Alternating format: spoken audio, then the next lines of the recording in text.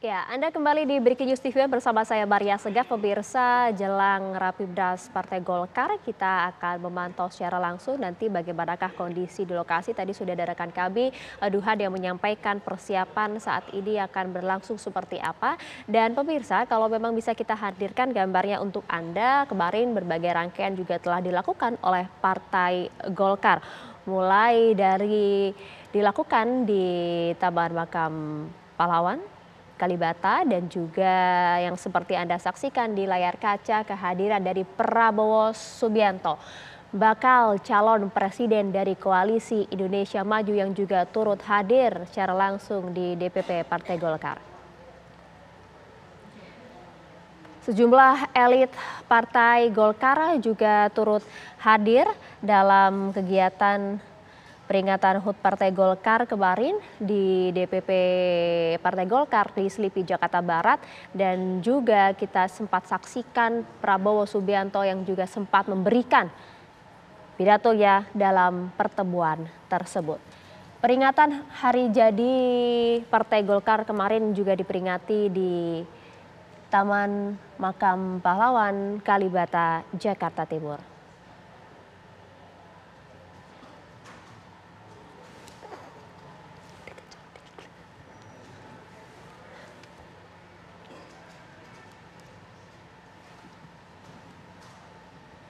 Ya, dan pemirsa, bagaimanakah persiapan sejauh ini menjelang Rapimnas Partai Golkar yang akan membahas sejumlah hal, mulai dari konsolidasi hingga cawapres bagi Prabowo Subianto. Kami akan ajak Anda berbincang secara langsung bersama dengan Wakil Ketua Umum Partai Golkar, Nurul Arifin. Selamat pagi, Mbak Nurul.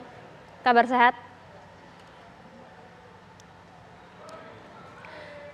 Kami mengalami gangguan komunikasi ternyata bersama dengan Nurul Arifin yang nanti juga akan bergabung bersama kami untuk membahas betulkah kemudian pada Rapimnas kali ini Gibran Rakabuming Raka akan hadir di Partai Golkar dalam Rapimnasnya kali ini di DPP Partai Golkar di Selipi, Jakarta Barat. Itu yang menjadi pertanyaan besar karena rumor yang beredar akhir-akhir ini dan juga tadi yang sempat dibahas oleh narasumber kami baik Effendi Ghazali maupun juga Burhanuddin Muhtadi, akankah hari ini dalam Rapimnas Partai Golkar Gibran Rakabuming Raka akan dikuningkan atau masuk menjadi kader Partai Golkar? Biasanya keluarga Jokowi khas dengan tondo-tondo, tanda-tanda yang muncul, sinyal-sinyal yang diberikan. Kita nanti akan lihat dalam Rapimnas Partai Golkar kali ini. Sebentar lagi Bang Ege, Rapimnas Partai Golkar akan kemudian berlangsung. Ini gambar yang kami tayangkan adalah gambar pada hari kemarin. Akankah kemudian Gibran hadir tidak sih dalam Rapimnas kali ini, pagi hari ini? Sinyal-sinyal itu akan mungkin dimunculkan tidak? Antara hadir atau tidak sebetulnya tidak terlalu signifikan ya. Artinya kalau Anda ingin hadir maka persepsinya lebih tebal saja. Anda tidak hadir pun dengan tujuan tidak langsung menyakiti perasaan pihak-pihak tertentu. Tapi kan yang penting misalnya kecuali akan ada pelantikan misalnya ya sebagai wakil ketua umum misalnya, atau menerima menerima KTA, kemudian menerima surat pengangkatan, itu tentu perlu hadir. Cuma kalau tidak mau hadir itu kan bisa juga untuk lebih suasananya menjadi lebih soft, lebih lembut. Tapi lagi-lagi kalau nanti itu menyerahkan kartu anggota, dipakaikan jaket, lalu diberikan surat ini ya, surat pengangkatan, perlu hadir. Ya, itu kan baru asumsi-asumsi kita gitu ya, tebakan-tebakan yang nanti mungkin akan sekali dimunculkan. Lagi bisa salah, ini kan berbasis pada semua yang terutama ada di media sosial, media daring gitu ya. Analisis dinamika politik yang ada, yang beredar saat ini. Jadi enggak, saya mau nyambung dengan itu. Kalau singkat, Anda sayang Prabowo, atau Anda sayang Golkar, atau Anda sayang Ganjar Mahfud, Anda harus sampaikan semua analisis yang komprehensif ini. Toh mereka adalah orang-orang yang berpengalaman kan? Di dalam politik panjang loh, apalagi Golkar. Menurut saya Golkar itu adalah party of all seasons. Itu dia. Jadi partai yang sudah sangat berpengalaman. Prabowo juga sudah punya berapa kali pengalaman ikut Pilpres. Jadi mereka pasti punya pengalaman dan pertimbangan-pertimbangan terbaik. Walaupun kita sebagai tadi bersama Burhanuddin dan juga merupakan sebuah partai dengan kursi terbanyak di DPR di dalam koalisi ini kan. Kalau gitu kita coba akan pantau langsung Bang Effendi Ghazali bagaimanakah persiapan sejauh ini Rapimnas Partai Golkar yang akan digelar pada pagi hari ini. Sudah terhubung bersama kami ada Wakil Ketua Umum Partai Golkar, ada Mbak Nurul Arifin. Selamat pagi Mbak Nurul.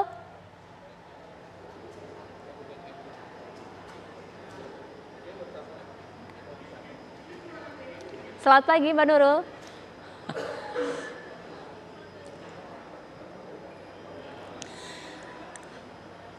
Ya. Selamat pagi Mbak, bisa Selamat mendengar pagi. suara saya dengan jelas? Selamat pagi Mbak Maria, Mas Effendi, saya belum mendengar suaranya ini pemirsa semua. Selamat pagi. Oke, kami coba akan perbaiki terlebih dahulu komunikasi kami bersama dengan Mbak Nurul Arifin. Sudah nampak siap ya kan dengan mengenakan yang penting bukan pakaiannya. itu, nampak siap dan senyum.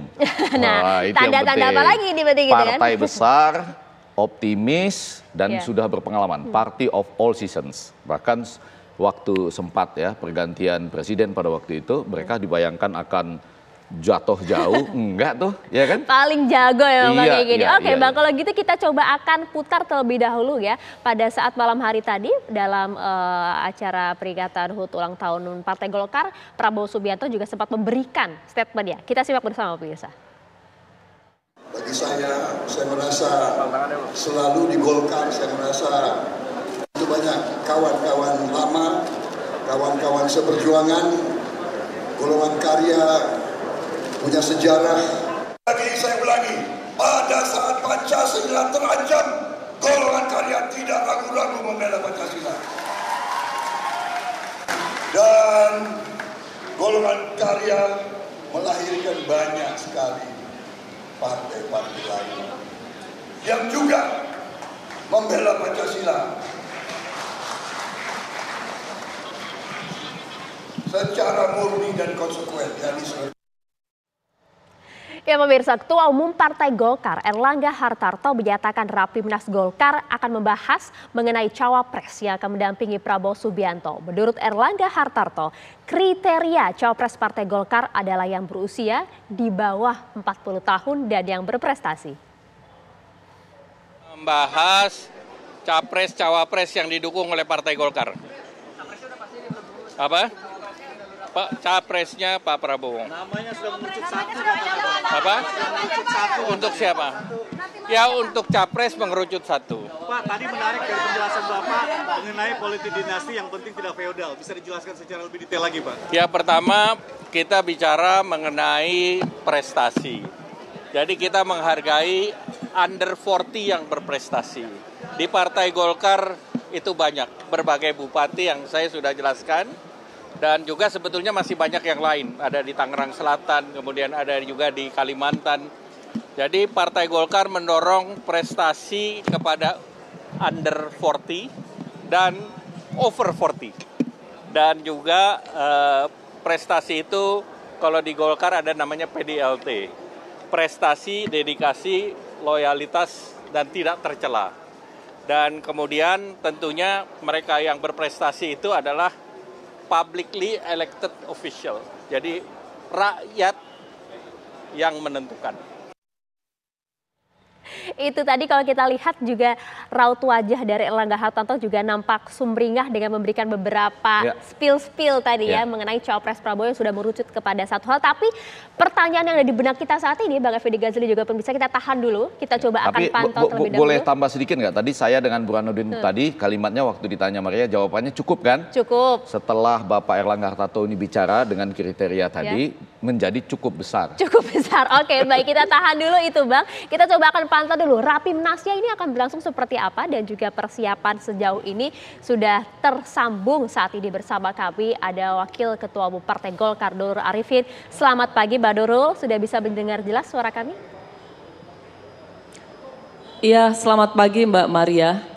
Siap, sudah. Mas Effendi. Ya, Betul, Mbak ada Nurul, Bang selamat Effendi pagi, Ghazali semangat. juga. Pemirsa di rumah, oke? Aman. Mbak Nurul Pagi. nampak cerah, ceria, segar bugar pagi hari ini ya. Ini namanya petugas partai mesti begini, siap anytime kerja. Siap Mbak Nurul, kalau begitu sejauh ini persiapan Rapimnas yang akan digelar saat lagi seperti apa Mbak Nurul?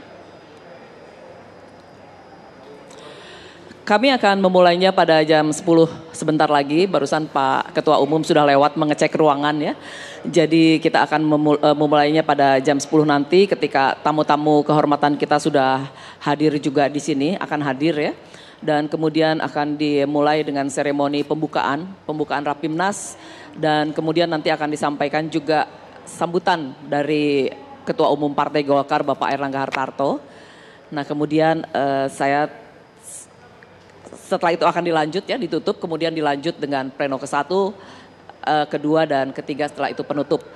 Nah mungkin nanti sebaiknya dia ditunggu saja, diikuti saja pada acara pembukaan yang akan disampaikan oleh langsung Bapak Ketua Umum. Saya tidak berani mendahului begitu ya. Benar. Jadi nanti ofisialnya silahkan tunggu langsung dari Bapak Ketua Umum Bapak Airlangga Hartarto. Begitu Mbak Maria. Oke, nampaknya justru malah memberikan tanda-tanda yang semakin jelas gitu ya Mbak Arifin. Iya Mbak Nurul, ini dengan kata-kata yang seperti ini, dengan senyum yang sedemikian rupa, berarti kejutan ini. Oh, kejutan, kita tahan dulu kalau begitu. Kan tadi disampaikan akan ada kehadiran tamu-tamu kehormatan. Iya, yang kejutan. Kejutan tuh sudah. Tamu-tamu kehormatan yang dimaksud siapa aja Mbak Nurul, dan juga adakah kejutan di antara tamu-tamu ini? Gibran misalnya, berandai-andai. Kalau Pak Prabowo pasti hadir ya, beliau kita undang dan beliau menyatakan akan hadir begitu. Yang lainnya jelas dewa-dewanya Partai Golkar begitu, ketua dewan yang akan hadir bapak-bapak seperti Pak Abu Rizal Bakri dan lain-lain. Dan kemudian kalau yang lainnya saya tidak berani mengatakan, tunggu saja sampai ada di sini. Oke, semuanya penuh dengan kejutan nampaknya dalam Rapimnas kali ini ya. Tapi kalau memang bisa dibahas sedikit mengenai materi nanti yang akan dibahas dalam Rapimnas kali ini, kan sudah beberapa di antaranya sudah disampaikan begitu ya Mbak ya, dalam rangkaian sebelumnya akan membahas mengenai konsolidasi dan betulkah Cawapres Prabowo juga akan kemudian disampaikan dalam Rapimnas kali ini tanpa menyebut siapa orangnya. Baik, jelas ini satu Rapimnas yang memang dalam rangkaian HUT ya, dan kemudian esensi dari Rapimnas ini adalah menyampaikan dukungan kepada Capres dan Cawapres yang diusung oleh Partai Golkar. Dan ini semuanya akan disepakati nanti oleh DPD tingkat 1 provinsi, kemudian juga dengan dewan-dewannya Partai Golkar begitu. Saya kira setelah itu selesai baru diumumkan, atau bahkan sebelumnya juga sudah mendapatkan pengarahan, dan itu bisa saja lebih cepat dari dugaan begitu. Oke, sejauh ini yang sudah hadir siapa saja? Cukup ya Mbak, clue-cluenya ya. Oh oke, aman. Boleh sedikit nggak ini? Saya belum bisa lihat lapangan ini, soalnya saya tersandera ini. Iya. Mbak Nurul dengan senyum tadi, dengan unsur-unsur kejutan, nanti tamu-tamunya kita ingin tahu siapa yang hadir. Tapi tetap ya, ketika mengumumkan Cawapres itu anak muda di bawah 40 tahun salah satunya ya. Itu dinyatakan oleh Pak Airlangga loh ya. Kalau buat kami, iya, memang kami melihat bahwa sudah saatnya kita melakukan regenerasi dan kemudian memberikan satu ruang untuk under 40 begitu, untuk berkarya ya, dan memperlihatkan bahwa inilah saatnya gitu. Dan kita mendorong sepenuhnya, kalau di Partai Golkar itu sudah sangat konkret sekali, memberikan ruang seluas-luasnya kepada anak muda, kepada perempuan, dan kita memperlihatkan bukti bukan janji begitu. Dan kita akan lihat apakah ini juga akan diimplementasikan, akan direalisasikan dalam Capres dan Cawapres. Silahkan tunggu kejutannya gitu. Saya belum berani mengatakan sebelum Bapak Ketua Umum sendiri yang mengatakan. Iya. Walaupun sebetulnya, walaupun sebetulnya calon yang lain juga muda itu, 53 tahun kalau nggak salah saya gitu. Muda bukan berarti dari angka, tapi tadi sudah disebutkan. Kan judulnya under 40. Under 40 itu, kita sudah gas lagi. Kita kan sudah dari beberapa hari sebelum ini, kita sudah memberikan satu prolog begitu ya, dan memperlihatkan juga kenapa sih kita menutup begitu, kenapa kita tiba-tiba menjadi orang yang katakanlah dinasti memang nggak apa-apa ya, tapi feodalisme itu yang tidak boleh. Jadi gitu. prolognya dan ini, kalau berbicara tentang dinasti politik, bukankah semua partai juga melakukan itu? Iya, gitu. prolognya cakep. Kemudian dan tidak ada salahnya sih Mas. Iya, di semua belahan negara juga tetap kayak begitu. Setuju, saya tadi sudah bahas di sini bahwa itu haknya juga, asal setara semua bisa maju gitu. Nah, mungkin yang menarik adalah bukan hanya under 40, juga harus berasal dari keluarga besar Golkar gitu ya. Itu mungkin yang kita tunggu-tunggu pada hari ini gitu ya Mbak Nurul. Nah, itu dia juga termasuk Mbak. Ini yang diusung Partai Golkar. Kalau Pak Prabowo sendiri sudah jelas bahwa partainya adalah Gerindra begitu. Jadi yang diusung oleh Partai Golkar. Kalau nanti masalah calon wakilnya, Kita belum tahu apakah akan masuk ke Partai Golkar atau tidak, nanti kita lihat saja. Kita lihat saja nanti begitu ya. Dan udah ya. Sudah mulai komplit, Mbak. Sudah mulai komplit, yang hadir juga sudah mulai lengkap karena sesaat lagi nanti sekitar pukul 10 ya Mbak ya, atau setengah jam lagi. Oke, baik. Terima kasih banyak Mbak Nurul Arifin atas waktunya tadi, berbincang sedikit paling tidak, tapi mempertegas lah ya. Selamat Rapimnas ya. Ya. Rapimnas akan dimulai pada pukul 10, sekitar setengah jam lagi. Tapi yang kami dapatkan informasi memang sejumlah elit-elit partai dari Golkar juga sudah tiba di sana, tapi belum nampak tamu kehormatan kejutan yang dimaksud tadi Bang Ege. Tapi kalau mendengar apa yang tadi disampaikan oleh Mbak Nurul Arifin gitu ya, dari pernyataan Pak Erlangga, under 40, berprestasi, kemudian juga tadi sempat membahas mengenai dinasti politik dan lain-lain. Semakin membuat yakinkah? Saya sebetulnya tadi nggak pernah terlalu nyinggung-nyinggung soal dinasti gitu, tapi kata-kata itu muncul, artinya begini. Dan saya sampaikan bahwa saya sama loh posisinya. Seorang Gibran itu ketika nanti akan maju jadi cawapres, dia bisa nanya gini, apa salah saya terlahir sebagai anak Pak Joko Widodo? Nggak ada kesalahannya dalam konteks itu.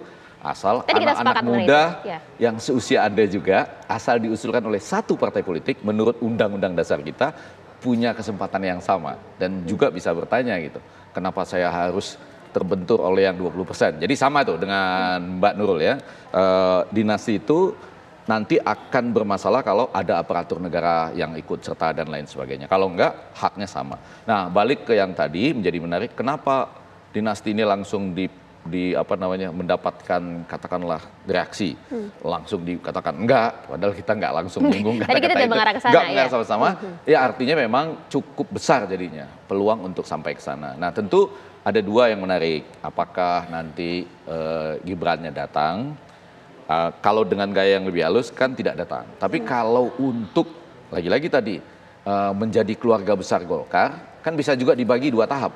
Hari ini hanya menjadi keluarga besar Golkar dulu.